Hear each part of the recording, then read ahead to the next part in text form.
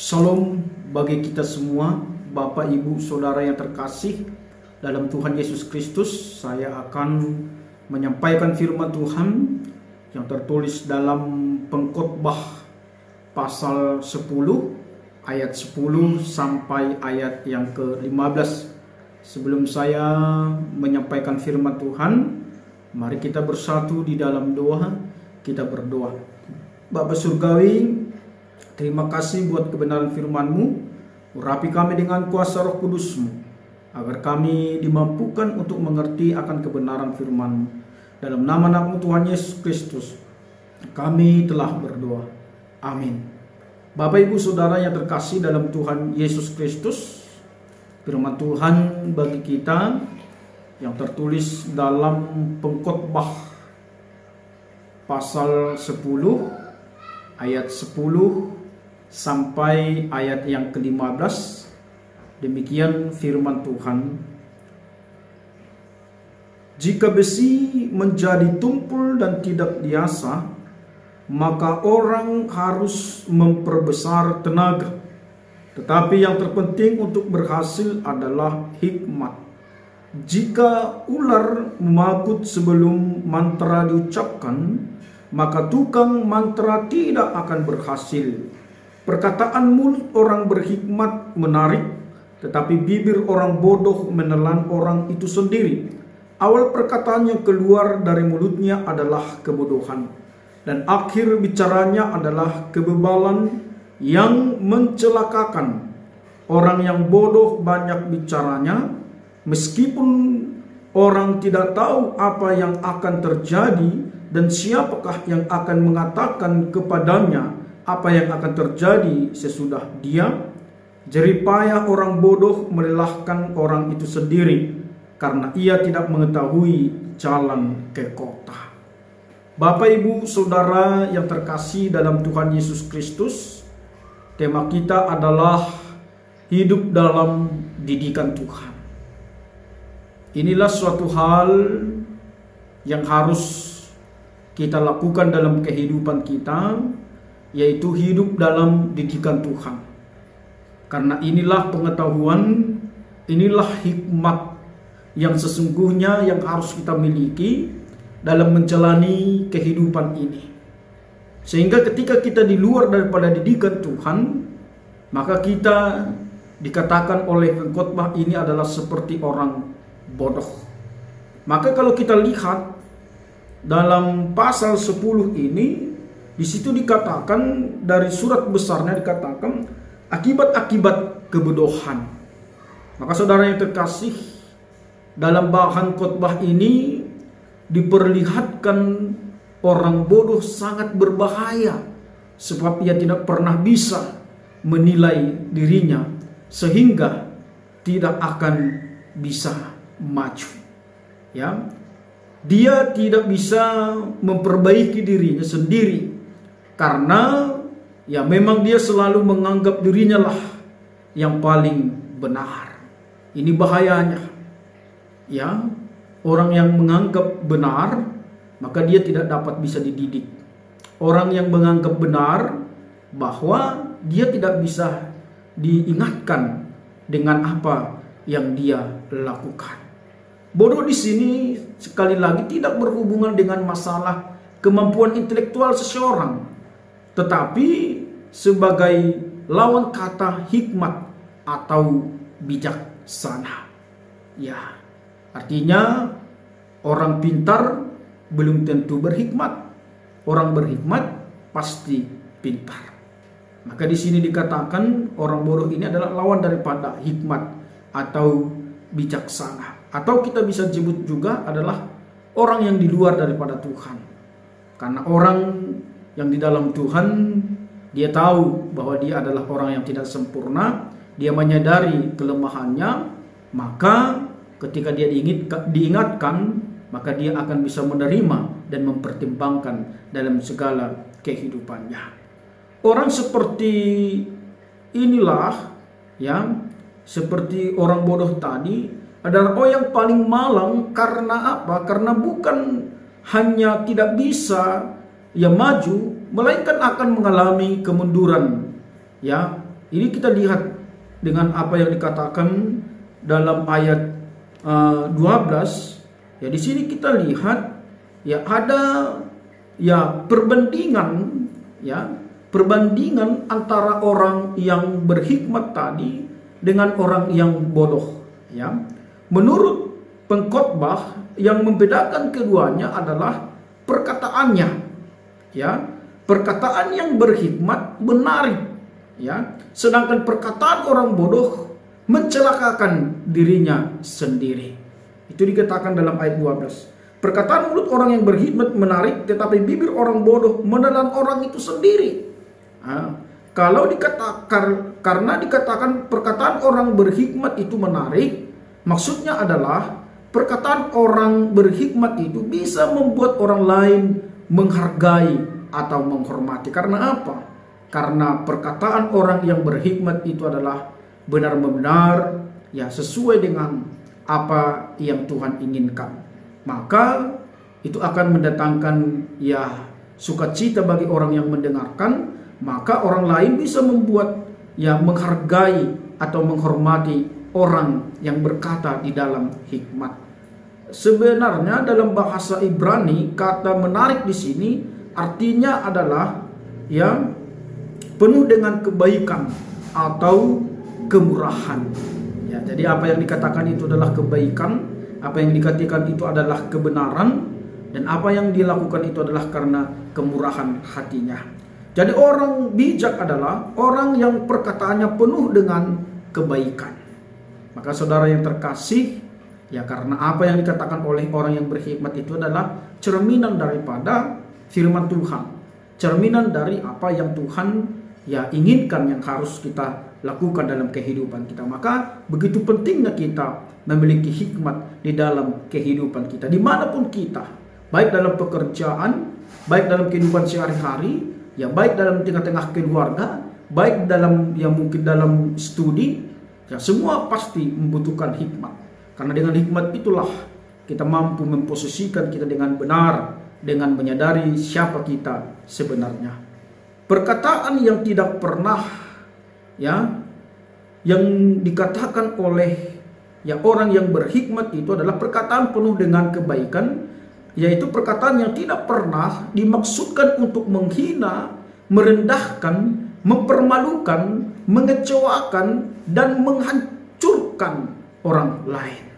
Maka ini dia saudara yang terkasih.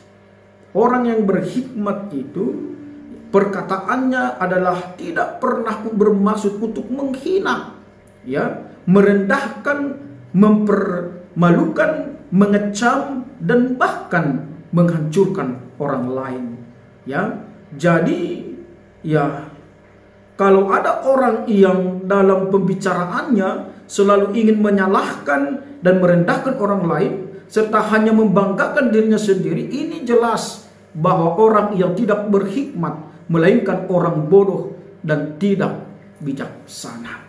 Maka saudara yang terkasih, mari dari segala kehidupan kita itu mencerminkan siapa kita sesungguhnya.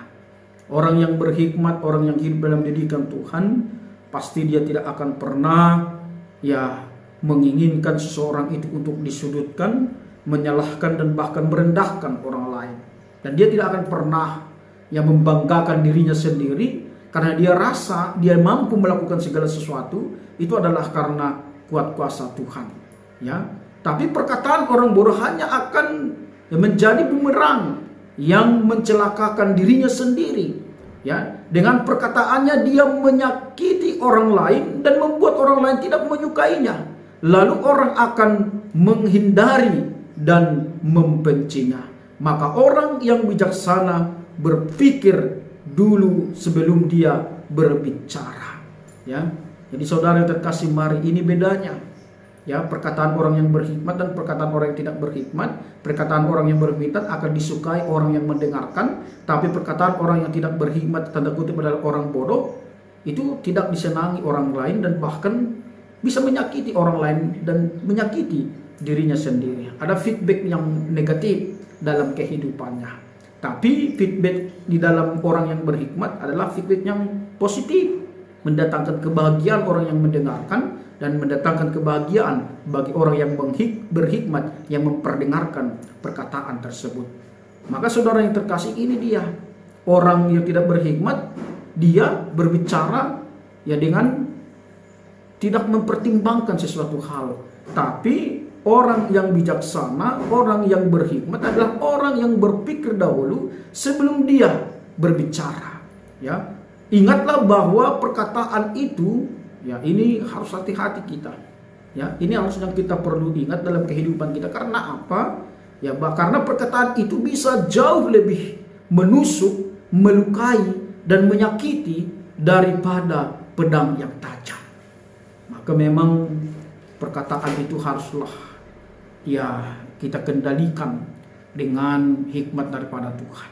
Karena apa? Perkataan itu ya bisa jauh lebih menusuk, ya melukai dan menyakiti daripada pedang yang tajam. Maka dengan perkataan kita bisa orang menjadi putus asa. Dengan perkataan kita dapat orang membuat orang yang mungkin tidak memiliki pengharapan ataupun tidak memiliki niat untuk hidup lagi di dunia ini. Maka hati-hatilah. Kita buatlah dengan perkataan kita orang lain termotivasi untuk semangat menjalani kehidupan ini. Jangan buat orang lain dengan perkataan kita kehilangan motivasi untuk menjalani kehidupan ini. Maka saudara yang terkasih, itu semua dapat kita lakukan ketika kita memiliki hikmat daripada Tuhan. Ketika kita hidup dalam didikan Tuhan. Maka ketika kita hidup dalam didikan Tuhan, ya apa yang kita katakan kepada orang lain itu menyembuhkan, menyejukkan, dan memberikan sukacita, damai sejahtera, pengharapan di dalam kehidupannya. Maka saudara yang terkasih, dalam ayat 14 dikatakan, ya orang yang bodoh banyak bicaranya, meskipun orang tidak tahu apa yang akan terjadi dan siapakah yang akan mengatakan kepadanya apa yang akan terjadi sesudah dia. Ya, pengkhotbah membicarakan ciri-ciri lain dari kebodohan atau ketidakbijaksanaan. Ia mengatakan orang yang tidak bijaksana adalah orang yang banyak bicaranya, meskipun sebenarnya dia tidak tahu ya apa-apa. Ya, orang yang tidak tahu apa-apa biasanya menjadi orang yang sok tahu dan banyak bicara. Ya, orang seperti itu tidak tahu kapan dia diam.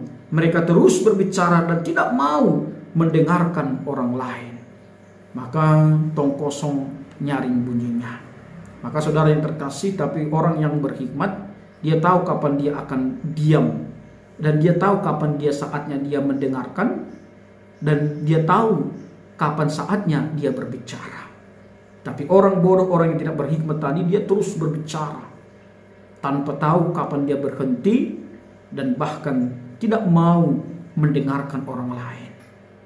Padahal secara alkitabiah, ya kita harus banyak mendengar daripada berbicara. Sering orang menggambarkan kita mempunyai dua ya telinga, satu mulut. Artinya di situ sering orang mengatakan bahwa kita harus lebih banyak mendengar daripada berbicara.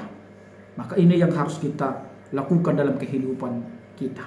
Mungkin sekarang hal mendengar itu sangat sulit.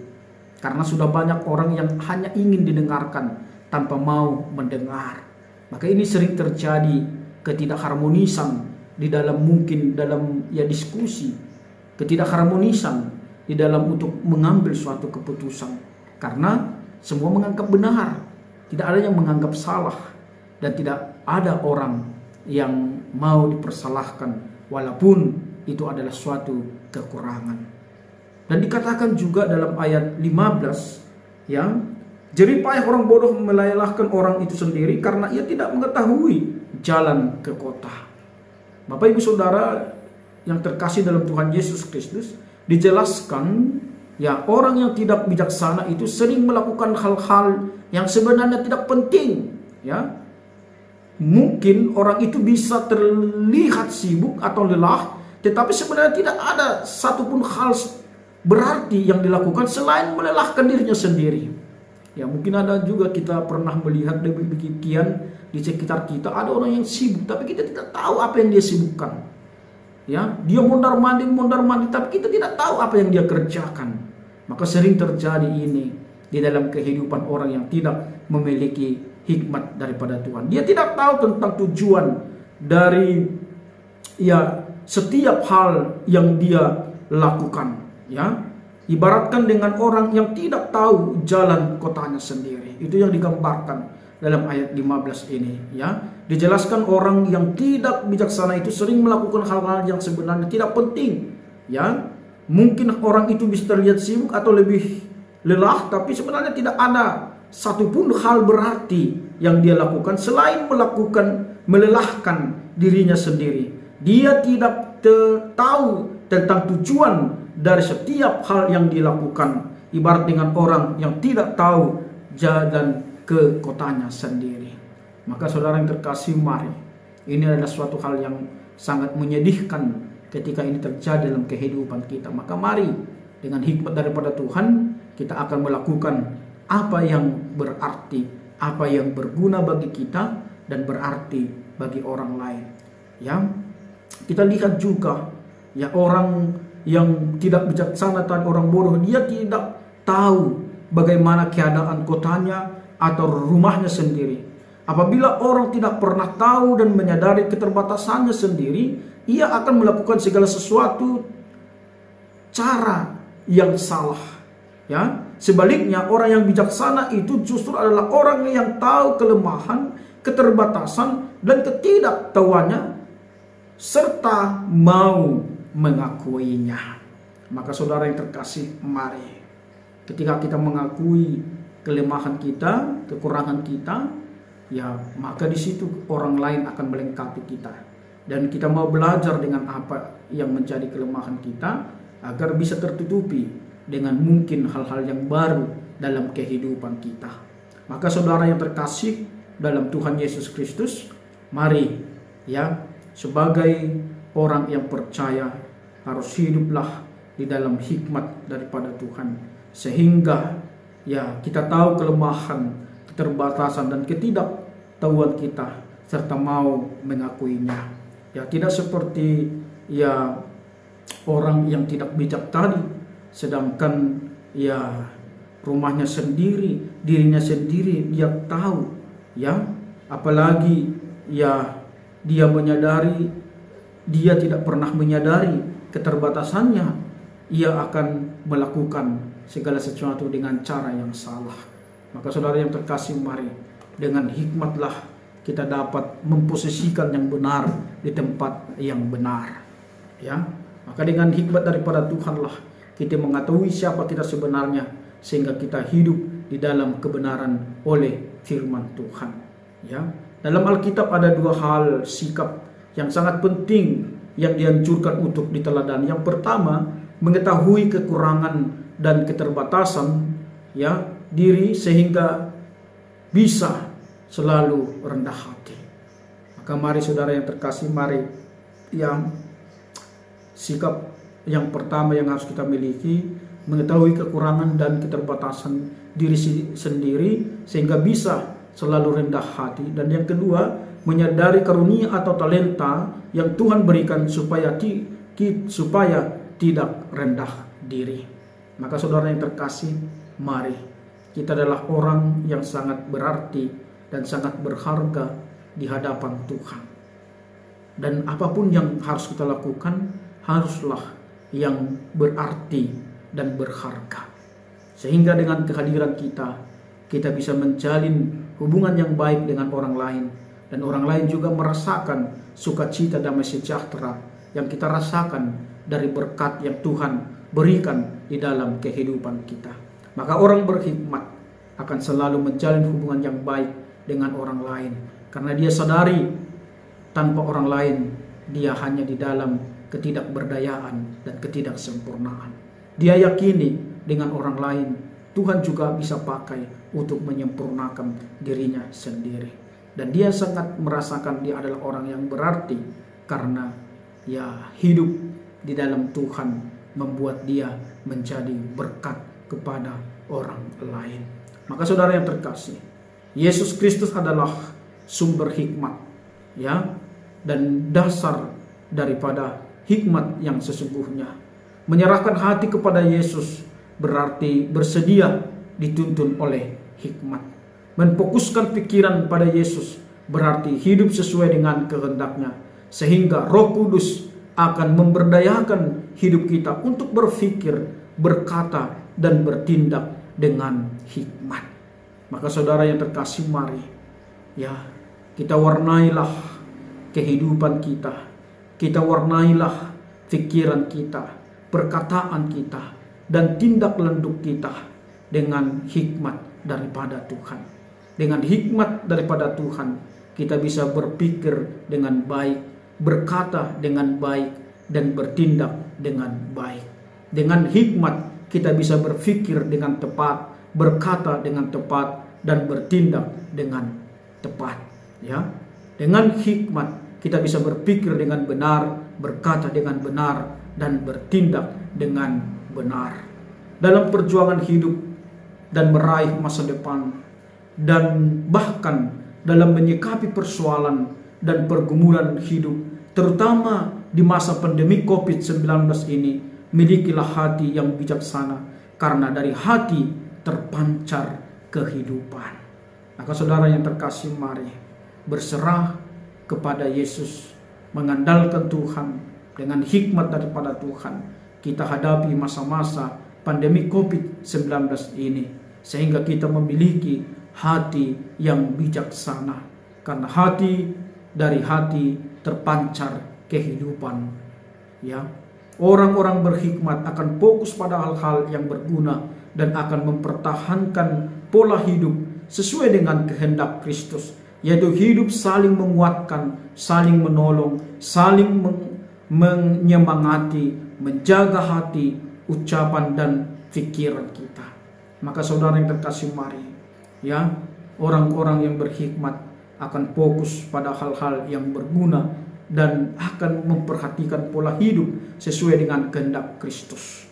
Tapi orang yang tidak berhikmat, dia akan sesuka hatinya, melakukan segala sesuatu yang dianggapnya benar, yang dianggapnya menyenangkan dirinya, padahal itu bisa merugikan orang lain dan membuat orang lain bersedih, dan bahkan bisa menjadi putus asa dalam kehidupan ini. Tapi mari saudara yang terkasih dalam Tuhan Yesus Kristus, marilah kita memiliki hikmat kepada Tuhan, sehingga kita fokus pada hal-hal yang berguna dan akan memperhatikan pola hidup sesuai dengan kehendak Kristus, yaitu hidup saling menguatkan, saling menolong, saling menyemangati, menjaga hati, ucapan, dan pikiran. Ini yang harus kita lakukan. Ini segala sesuatu yang tadi kami ucapkan, ini adalah mengawetkan kehidupan kita, mengawetkan kebersamaan kita, mengawetkan persekutuan kita. Ketika kita dalam hidup kita saling menguatkan, maka disitulah terjadi kesempurnaan tadi. Ketika kita saling menguatkan, maka yang muncul adalah kekuatan, bukan kelemahan. Ketika saling menolong, maka tidak ada orang yang kelihatan lemah, tapi semua akan kelihatan mampu dan kuat. Dan saling menyemangati, karena banyak pergumulan-pergumulan yang terjadi dalam kehidupan kita. Ada mungkin pergumulan dalam skala kecil, dalam skala besar, tapi mari dalam hidup ini kita harus saling menyemangati. Dengan saling menyemangati, maka tidak ada yang tidak semangat, berputus asa, putus pengharapan menjalani kehidupan ini walaupun banyak tantangan dan rintangan, dan harus menjaga hati dan ucapan. Ini harus kita lakukan dalam kehidupan kita. Kita harus menjaga hati dan ucapan kita. Kita harus menjaga hati orang lain. Kita harus menjaga ucapan kita, agar apa yang kita ucapkan itu menjadi berkat bagi orang lain dan menjadi kebaikan kepada kita dan menjaga pikiran kita. Orang yang penuh hikmat akan selalu memikirkan yang baik kepada dirinya dan yang baik kepada orang lain. Tapi orang yang tidak berhikmat, dia akan pasti memikirkan yang tidak baik untuk orang lain dan berdampak tidak baik untuk dirinya sendiri. Panggilan hidup kita sebagai orang yang percaya adalah bagaimana kehadiran kita dalam membangun hubungan atau relasi dengan sesama. Kita harus berhikmat, yaitu menjaga hati, dan kewaspadaan, menjaga ucapan-ucapan kita menjadi ucapan yang mengandung berkat, menguatkan orang lain, menyenangkan orang lain. Biarkanlah ucapan-ucapan yang menumbuhkan, memberikan dorongan kepada orang lain, bukan ucapan-ucapan yang membunuh karakter orang lain, apalagi ucapan-ucapan yang menipu. Maka saudara yang terkasih, mari segala apa yang kita ucapkan itu adalah hal yang baik, hal-hal yang benar, dan menjadi berkat bagi orang lain. Maka saudara yang terkasih, hikmat tinggal di dalam hati, yang berpengertian seperti apa yang dikatakan dalam Amsal 14 ayat 33. Hikmat tinggal dalam hati orang yang berpengertian, tetapi tidak dikenal di dalam hati orang yang bebal. Dan jika hikmat tinggal di hati manusia, maka yang pasti dapat menghasilkan watak, kepribadian, mental, dan karakter yang baik, sehingga orang yang berhikmat dimanapun berada dalam segala ruang dan waktu, hidupnya akan menjadi berkat bagi orang banyak, mewujudkan, membawa damai, bukan membawa permusuhan dan pertentangan. Maka saudara yang terkasih, mari ketika hikmat tinggal di hati kita, ketika hikmat tinggal di dalam kehidupan kita, yang pasti itu akan dapat menghasilkan watak, kepribadian, mental, dan karakter yang baik, sehingga orang yang berhikmat dimanapun berada, dalam segala ruang dan waktu, dalam situasi apapun, hidupnya akan menjadi berkat bagi orang banyak, menyejukkan, membawa damai, bukan membawa permusuhan dan pertentangan. Bahwa di sini kita lihat betapa penting hikmat itu di dalam kehidupan kita. Alangkah malangnya kita ketika kita tidak memiliki hikmat di dalam kehidupan kita, di dalam pekerjaan kita, dalam pergaulan kita, dalam rumah tangga kita, dalam persekutuan kita. Maka itu akan mendatangkan ketidakbaikan ketika kita tidak hidup di dalam hikmat dan didikan daripada Tuhan. Hikmat Tuhan akan menuntun orang melakukan perbuatan-perbuatan bijaksana, bukan perbuatan bodoh atau sia-sia, sehingga akan berdampak dalam seluruh perilaku hidup seseorang dalam berkata, berpikir, dan bertindak. Maka saudara yang terkasih, mari, inilah kerangka hidup kita, inilah kerangka pikiran kita. Kita harus benar-benar memiliki hikmat daripada Tuhan, hidup dalam didikan Tuhan, sehingga seluruh perilaku hidup kita haruslah berdampak yang baik, haruslah berkata dan berpikir dan bertindak sesuai dengan kehendak Tuhan, yaitu hikmat Tuhan akan menuntun kita melakukan perbuatan-perbuatan bijaksana, bukan perbuatan-perbuatan bodoh atau sia-sia. Hikmat Tuhan akan membimbing dan mengarahkan manusia untuk beroleh hati yang bijaksana, pikiran yang jernih, perkataan yang benar. Maka saudara yang terkasih, mari kita tahu bahwa pengkhotbah ini adalah yang dituliskan oleh Salomo di masa tuanya. Kita lihat di masa muda dia menuliskan Kidung Agung. Di masa setengah tuanya dia menuliskan Amsal, dan di masa tuanya di akhir-akhir kehidupannya dia menuliskan pengkhotbah ini. Dan dia sampai kepada titik kesimpulan bahwa segala sesuatu adalah sia-sia ketika tidak di dalam Tuhan. Apapun yang kita lakukan, apapun yang kita miliki, apapun yang kita raih dalam kehidupan ini, semua akan menjadi sia-sia kalau tidak di dalam hikmat daripada Tuhan, di dalam takut akan Tuhan. Maka saudara yang terkasih, mari Hikmat daripada Tuhanlah yang membawa arti dan makna di dalam segala apa yang kita lakukan. Tanpa hikmat daripada Tuhan, walaupun banyak yang kita miliki, itu tidak ada artinya dan itu tidak akan berarti. Semua itu akan menjadi sia-sia. Hiduplah di dalam didikan daripada Tuhan, sehingga itu akan membawa kebaikan kepada kita dan kebaikan kepada orang lain. Itu akan membawa sukacita bagi kita dan sukacita bagi orang lain.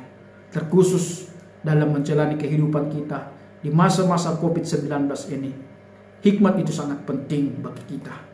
Sehingga hikmat itu akan mendatangkan sukacita kepada kita. Maka saudara yang terkasih, hikmat itu bukanlah licik, tapi hikmat itu adalah suatu hal mendatangkan kebaikan kepada kita dan kebaikan kepada orang lain. Maka saudara yang terkasih, mari milikilah hikmat, karena itu akan mendatangkan keuntungan di dalam kehidupan kita. Itu akan mendatangkan keuntungan kepada kita. Ada cerita, ada seorang tukang pangkas, dan di pintu tempat tukang pangkas ini sering duduk seorang anak-anak. Tukang pangkas ini heran kepada anak-anak tersebut karena apa? Ketika dia menyodorkan uang 5.000 dan uang 10.000, anak-anak ini lebih suka memilih uang 5.000 daripada uang 10.000. Tukang pangkas ini merasa heran kepada anak-anak tersebut, sehingga setiap pelanggan yang datang, dia menceritakan hal ini. Ketika ada pelanggannya, dia katakan, tengoklah, lihatlah laki-laki anak-anak yang depan itu, dia sangat lucu. Kenapa?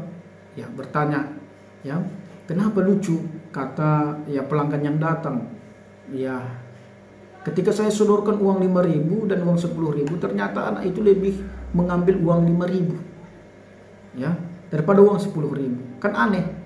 Sesungguhnya dia tahu sebenarnya yang lebih banyak itu adalah uang 10.000, bukan uang 5.000. Maka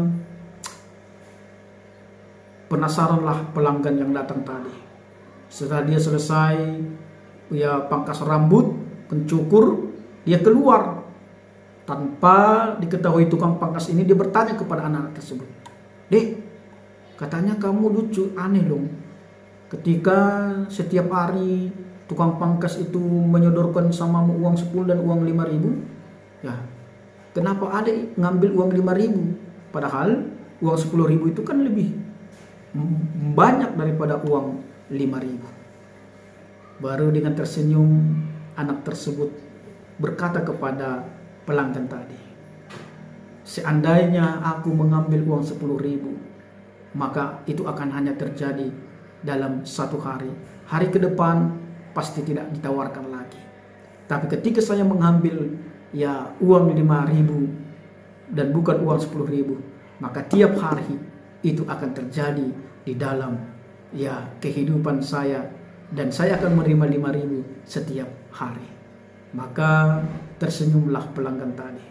Maka saudara yang terkasih, mari kita renungkan cerita tadi. Apakah itu hikmat? Apakah itu picik atau licik? Mari kita renungkan bersama. Salam.